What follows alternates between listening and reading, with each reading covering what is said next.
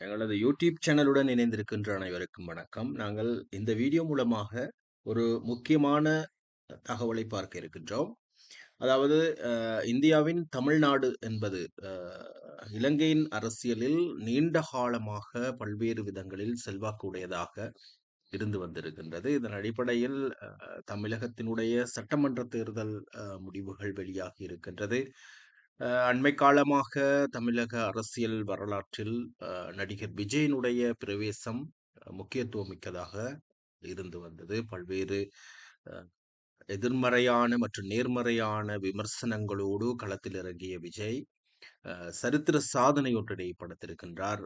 முன்னாள் முதலமைச்சர் அமரர் எம்ஜிஆரின் உடைய வாக்கு சதவீதத்தை விட அதிகரித்த வாக்கு சதவீத அ ஒன்றினை அவர் பெற்று பதிவு செய்திருக்கின்றார் என்ற தகவல் வெளியாகி இருக்கிறது. மொத்தமாக 234 அ தொகுதிகளில் மொத்தமாக 107 தொகுதிகளில் வென்று சாதனை படைத்திருக்கின்றார். இதன் அடிப்படையில் 118 ஆசனங்கள் தேவையான நிலையில் தற்போது 107 ஆசனங்களை விஜய் கைப்பற்றி இருப்பதோடு, அ இவர் முதலமைச்சராவதற்குரிய சாத்தியக்கூறுகளை பொறுத்தவரையில், அ துணை கட்சிகளுடைய அதாவது சிறிய கட்சிகளுடைய ஆதரவினை கோர வேண்டிய ஒரு சூழல் காணப்படுகின்றது.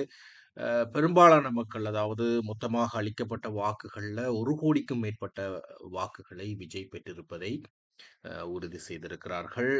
பிரசார நடவடிக்கைகளின் போது, அது கட்சி ஒருங்கிணைப்பு நடவடிக்கைகளின் போது பெருந்திரளான மக்கள் கலந்து கொண்ட சில சந்தர்ப்பங்கள், அதனோட கரூர் போன்ற பிரதேசங்களில் மக்கள் நெரிசலில் கொல்லப்பட்ட சம்பவங்கள் என ஜனநாயகன் திரைப்படம் வெளிவராதிருந்த சூழ்நிலை என பல்வேறு சிக்கல்களுக்கு உள்ளாகி இருந்த விஜய் தற்போது சரித்திர வெற்றி ஒன்றினை பதிவு செய்திருக்கின்றார்.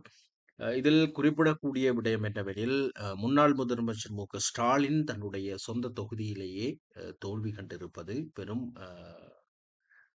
பின்னடைவு ஒன்றினை அவருக்கு ஏற்படுத்தி இருக்கிறது. நீண்ட கால 30 வருடங்களுக்கு பின்பு அவர் அ முதல் தோல்வியினை சந்தித்திருக்கின்றார். அத்தோடு அ அ தமிழக அரசியலில் பெரியதொரு பேசும் பொருளாக இருந்து வருகின்ற சீமான் போன்றவர்கள் வந்து டெபாசிட் இழந்திருக்கிறார்கள். அதே நேரம் அ எதிர்க்கட்சியாக இருந்து வந்த அண்ணா திராவிட முன்னேற்றக் கழகம் என்ற கட்சி வந்து தன்னுடைய எதிர்க்கட்சி அந்தஸ்தினையும் இழந்திருக்கிறது.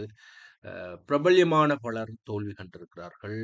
தமிழகத்தில் விஜயினுடைய புயல் வீசியிருப்பதாக கூறப்படுகிறது. இலங்கையில் அனுரவினுடைய புயல் எவ்வாறு வீசியதோ, அதே போன்று தமிழகத்தில் இவ்வாறான ஒரு புயல் வீசப்பட்டிருப்பதாக அறிவிக்கப்பட்டிருக்கிறது. பலர் விஜய்க்கு வாழ்த்துக்களை தெரிவித்திருக்கிறார்கள். குறிப்பாக இந்திய பிரதமர் மற்றும் இலங்கை அரசாங்கத்தினுடைய வாழ்த்துச் செய்தியும் அவருக்கு சென்றிருக்கிறது. இவ்வாறாக ஒரு சரித்திர சாதனை ஒன்றினை விஜய் ஏற்படுத்தியிருக்கிறார். இது இலங்கை மக்களுக்கு எவ்வாறான ஒரு தாக்கத்தை ஏற்படுத்தும் என்று சொன்னால், எம்ஜிஆர் போன்றவருடைய ஆட்சி காலத்தில் வந்து இலங்கை மக்களுக்கு வந்து இலங்கை அரசாங்கத்தினையும் மீறி பல்வேறு உதவிகளை இந்திய அரசாங்கத்தினுடைய அனுசரணையோடு வழங்கப்பட்ட சந்தர்ப்பங்களின் காரணமாக தமிழகத்தில் நிலவுகின்ற அரசியல் சூழ்நிலைகள் பொதுவாக தென்னிலங்கை அரசியலிலும் மற்றும் வடபுல அரசியலிலும் பெரும் செல்வாக்குடையதாக இருந்து வருகிறது.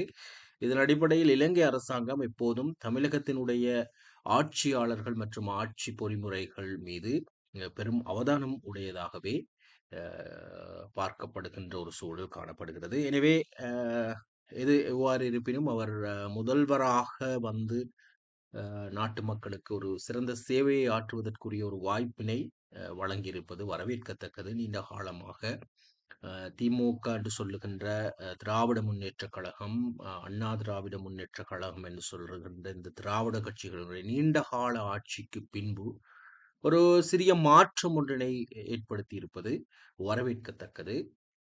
தமிழக வெற்றிக் கழகம் என்று சொல்லுகின்ற அந்த கட்சியானது ஒரு குறிப்பிட்ட காலம் ஆட்சி செய்கின்ற போது அந்த நாட்டினுடைய நிலைமைகளை மக்கள் உணர்ந்து கொள்ளக்கூடியதாக இருக்கும். எனவே நடிகர் விஜய்க்கு எங்களுடைய யூடியூப் சேனல் சார்பாக வாழ்த்துக்களை தெரிவித்துக் கொள்வதோடு, ஒரு சிறப்பான ஆட்சியை தமிழகத்தில் ஏற்படுத்துவதற்கும், நாட்டு மக்களினுடைய எதிர்பார்ப்புகளை நிறைவேற்றுவதற்கும் எங்களுடைய வாழ்த்துக்களை தெரிவித்துக் கொள்கின்றோம். அனைவரும் உங்களுடைய வாழ்த்துக்களை நீங்கள் தெரிவித்துக் கொள்ளுங்கள்.